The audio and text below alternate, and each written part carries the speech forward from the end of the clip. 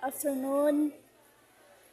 Ay, thanks God at dahil nakapag-work din tayo sa isang market.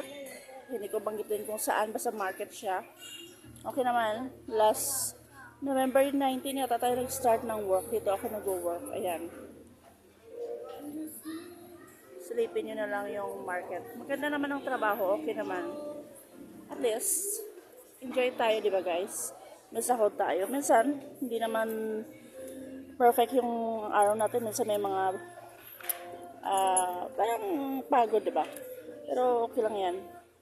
Nagbaon ako ng ulam, baboy, minsan kanin.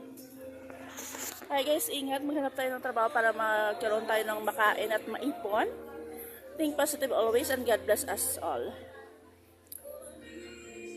It's January 19, 2026 pala. Mag 2 months na ako. Hoping matagal ang stay ko at makapag-ipon tayo, enjoy tayo sa trabaho natin.